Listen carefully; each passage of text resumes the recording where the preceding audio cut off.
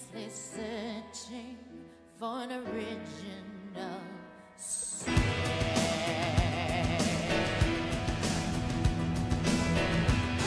Welcome everyone to our day and probably week of Batman reviews. We have a lot of movies to get through, which means a lot of videos. And check out our main gaming channel, where we'll be doing Batman only games. And as an added bonus, I'm going to try to survive in each of these videos in hardcore mode to see if I can make my own little mansion and or Batcave. So, let's start off with Batman Year 1, Disc 1.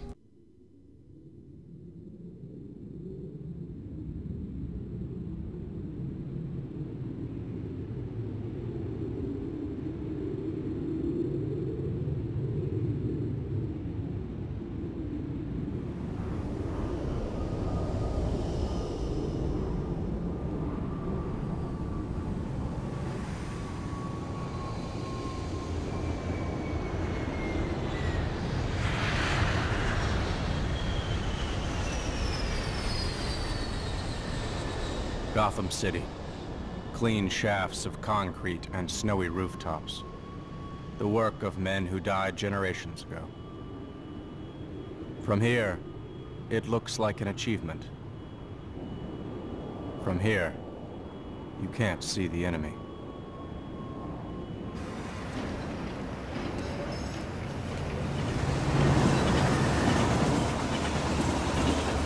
Hey, buddy, slow down.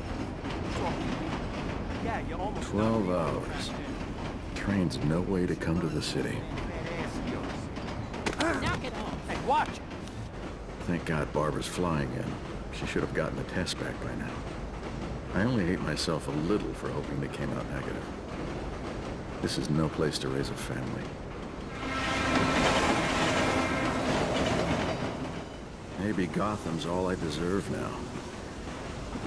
Maybe it's just my time in hell.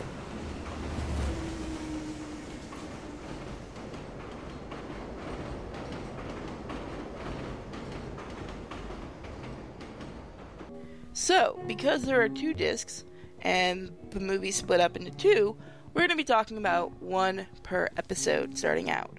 So with that, we're going to jump into the first disc and first story. There's a lot to talk about in just the first episode alone, so we're going to begin the story really focusing on Gordon more than Batman, and I honestly think this is a good thing. We don't see a bright-eyed, bushy-tailed cop arriving in Gotham, no. Instead you see a man defeated. He tried to do the right thing, but what was it? We don't fully find out yet, but we do kind of see his defeat and hate for the job in this episode, really, and in this clip. Conspiracy charges against Police Commissioner Loeb were withdrawn today after the disappearance of a key witness. Lieutenant James Gordon. Impressive. Very impressive. We're delighted to have you on the team, Lieutenant. You'll get my best work, sir. I promise. I know I will. And we are a team, Gordon. A team. Any team needs to play together in order to win, don't you think? Yes, it does. Your record shows you've got what it takes. I know I've made my mistakes, sir. What mistakes did you make, Lieutenant? You kept the media away from it. That's all that matters, isn't it? Yes, it is. You won't have to worry about my honesty, Commissioner. Last thing on my mind. Last thing.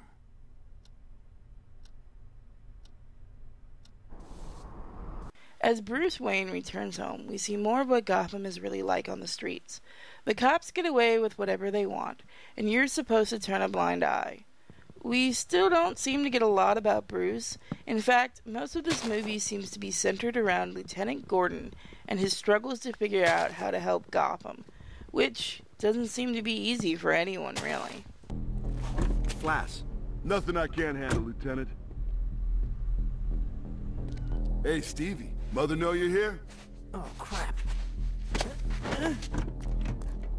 He's got a Green Beret's training. He knows how to use his size, too. Don't do a damn thing. Be sure of your facts before you bring down another cop. Just watch him.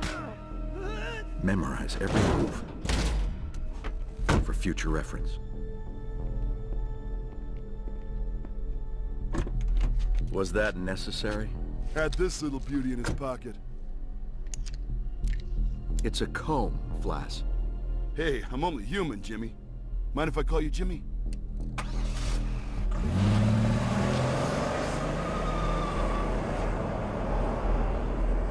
But as I said, Bruce is in this, and because he hasn't become Batman yet, we see his doubt on how he can help Gotham. He's been away for 12 years training, but is he really ready to do anything? No. And sadly, we also see that a good cop never goes unnoticed. Sometimes they need to be taught a lesson. At least that's how other cops see it. I requested off this damn night shift 4 times now. Barbara needs me. Barbara and little James. So I hope it's a boy. So what? Going to work, Lieutenant?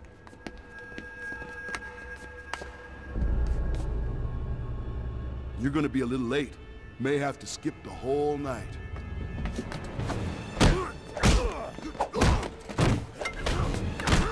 I was taught to handle worse than this. But then... it's been a while.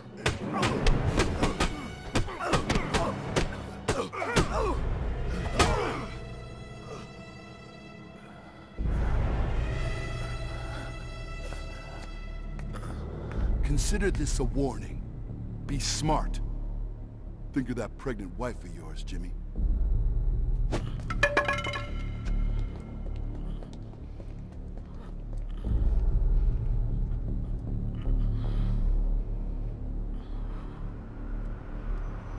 Youch. That one really had to hurt, but this is Gordon we're talking about. He'll be just fine, right? Well, we won't be able to find out just yet, because we have Bruce going out on his first failed attempt at being a hero, though we never do find out what he was actually going to do. But we do kind of see how it ends, and it's not going to be pretty, guys. Just take a look.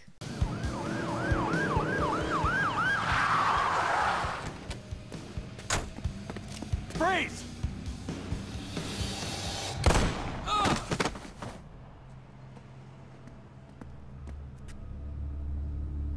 Jeez, Eddie, why'd you shoot? He didn't move. He was going to. The cops in the city are just fantastic, aren't they? Gotta love Gotham. We're also introduced to another pivotal character, but she doesn't play a huge role yet, so I'm not going to talk about her yet. But don't worry, her time is coming. But, you know, even after getting shot, Bruce still does help those cops.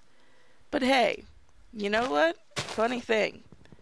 I wonder how far you can push a good cop. Beat him, threaten him.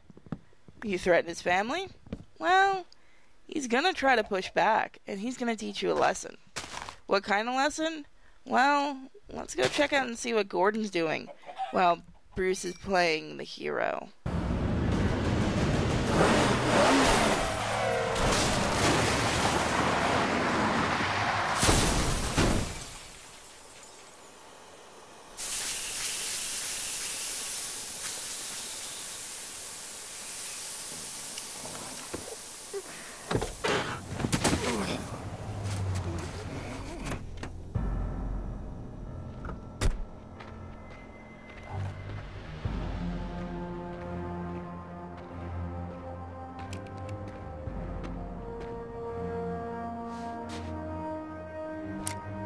Hello, Jimmy.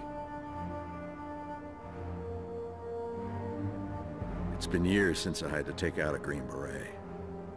Even so, he deserves a handicap.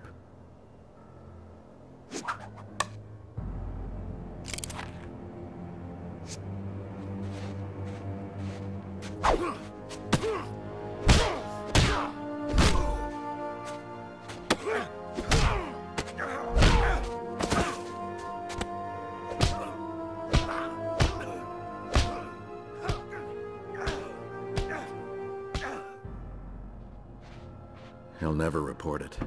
Not Flass. He'll make up some story that involves at least 10 attackers.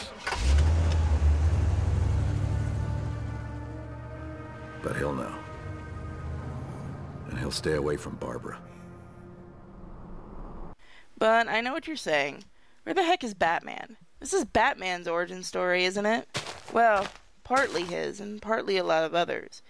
But let's show the scene that everyone remembers so fondly. This is one of the most beautifully done scenes in the movie, if you ask me.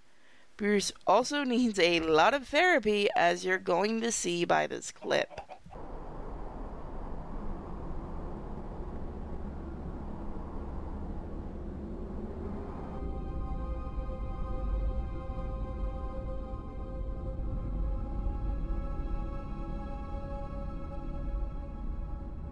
I've tried to be patient.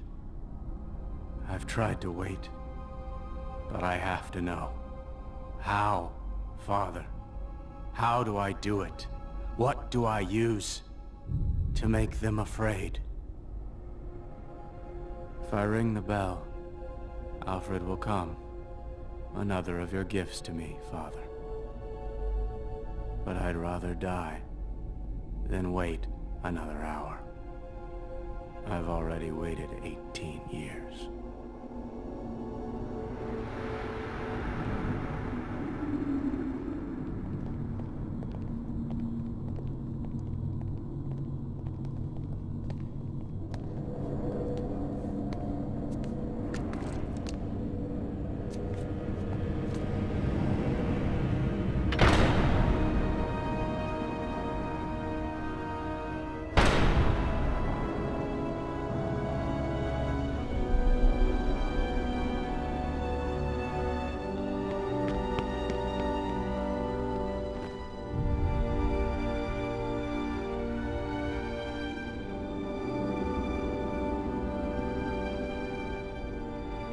Years since all sense left my life.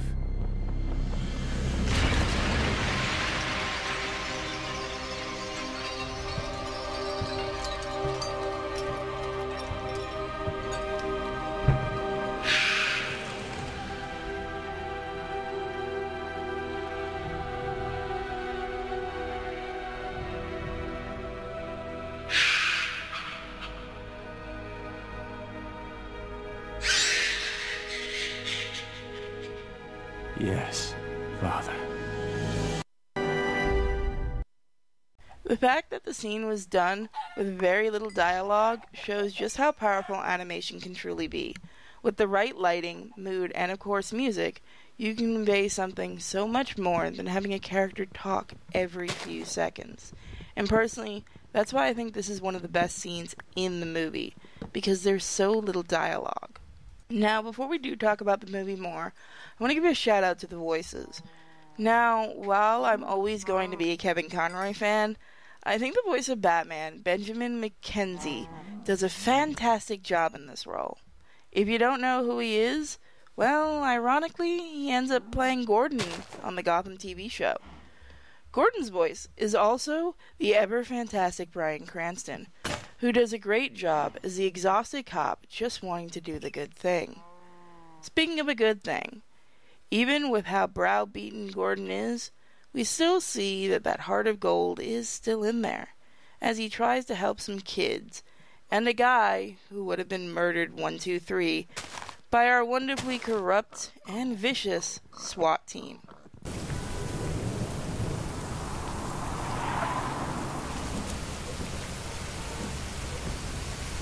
There's over 4 children at gunpoint.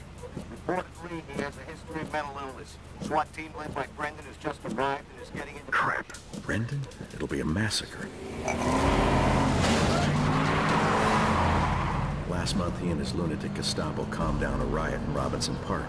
Didn't even leave the statue standing.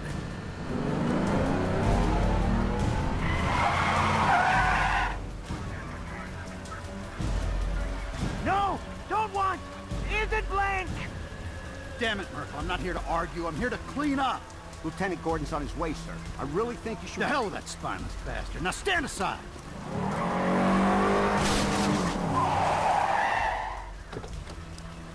Go find your own war, Brendan. I'll take it from here.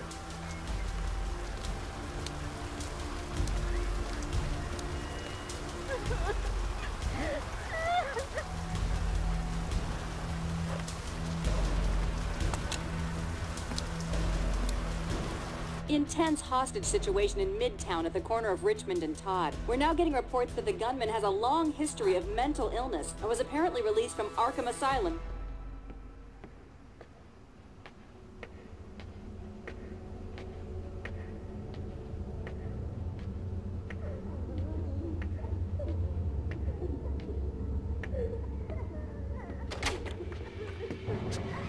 Take it easy, friend. No! Defibrillate! No lunch! No lunch! It's okay, pal. We'll order out. No lunch! No gangrene lunch!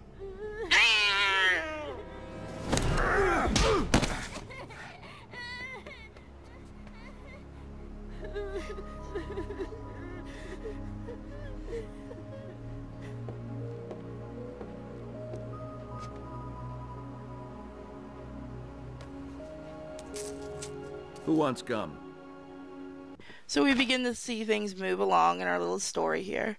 Barbara, Gordon's wife, is getting closer to delivering their second child, and Batman is finally starting to show himself. Of course, this isn't the Batman we all know, so he's still making mistakes and getting himself hurt. But time makes all things better, as they say, and the more time passes, the better our wonderful Batman gets. And at the same time, the more brazen Batman gets. So what does one do if you have all the top corrupt people in Gotham in one place? Well, if you're Batman, you do what he does here, and is it a good idea? Let's see. Have you seen Batman, Commissioner? They say he's huge. You shouldn't pry, Marion. Gil has his hands full these days. We're trusting him to cope with Batman and Gordon. Well, whoever this bat person is, he's having a positive effect on public spirit. Street crime has dropped significantly. Hell, Gil, maybe you ought to offer him a job. Hey, let's not kid ourselves. Batman is costing us all money. Two sides to everything, friends. Look at the long term. A few street operators are put out of action, yes. But the people of Gotham have a hero. Makes them feel safe. And the safer they feel, the fewer questions they ask, right, Gil?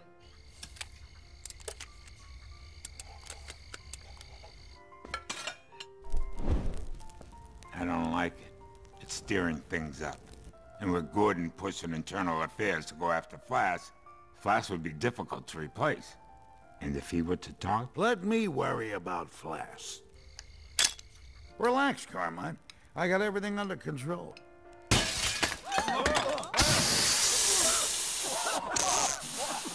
What the hell's going on? The lights! What happened to the lights? Ladies, gentlemen, you've eaten well. You've eaten Gotham's wealth, its spirit, but your feast is nearly over. From this moment on, none of you are safe. So the big question was this smart for Batman to do? In one way, yes, because he has them running scared. But in another, he just got the entire police force after him to want to kill him. A few of you might have noticed the man in the white suit. That would be a Falcone, who most of you know as a big-time mob boss. But just what does that have to do with our story? Guess we're going to have to find out in the next episode. So just who is Batman? Gordon and his partner begin to wonder that, and they'll get closer and closer to who they think might be. Time for Gordon to finally meet Batman and see what kind of monster is roaming the streets, stopping drug dealers and all that fun stuff. He had an alibi for every date, Essen. Says he was home between midnight and 4 with his wife. No point in questioning her. You really think he's Batman, Lieutenant? It's possible. Dent certainly is passionate enough. But it takes more than muscles to fight the way Batman does. And to get around the way he does. And those weapons? I mean, he's got an arsenal. Hard to afford on a blue-collar salary. Money, Lieutenant.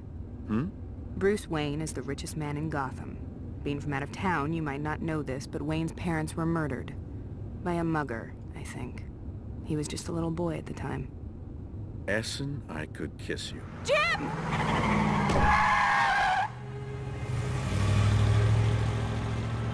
Hold on!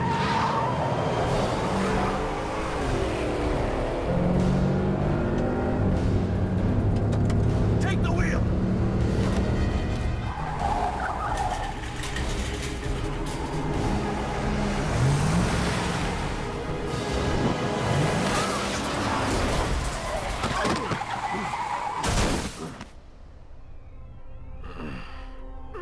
Don't move!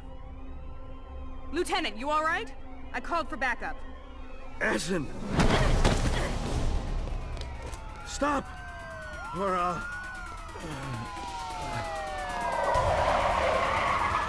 He is such a monster, isn't he? No wonder the cops just want to kill him. Why, he seems as bad as a cow. Did I say cow? I meant creeper.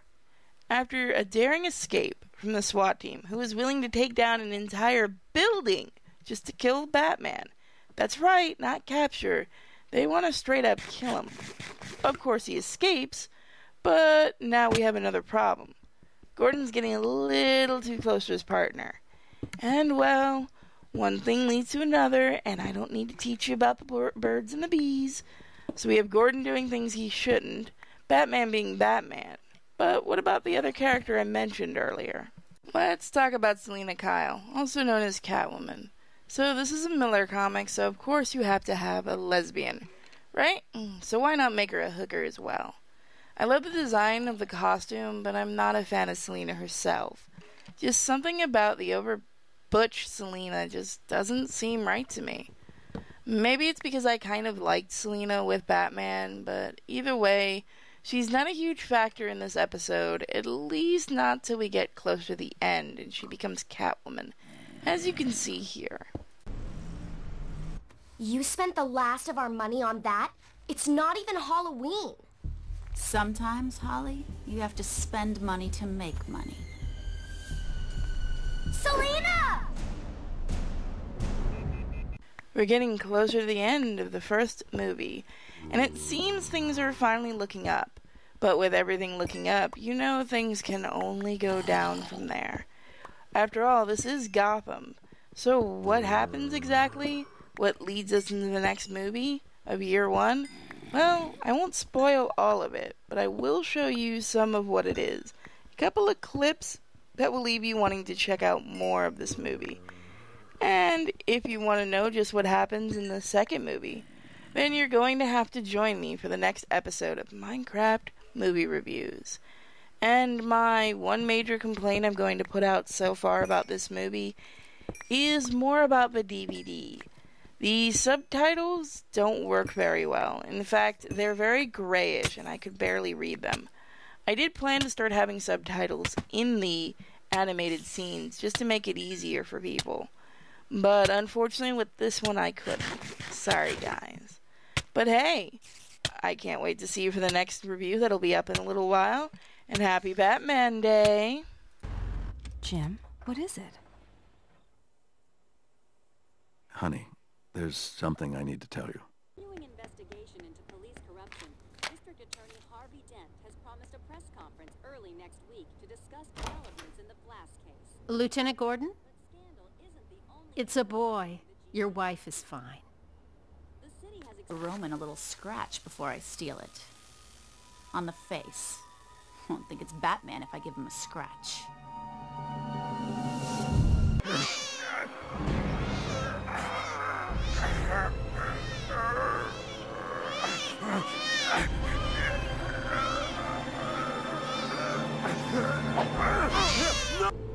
Barbara's not crazy about the marriage counselor, but we're making progress.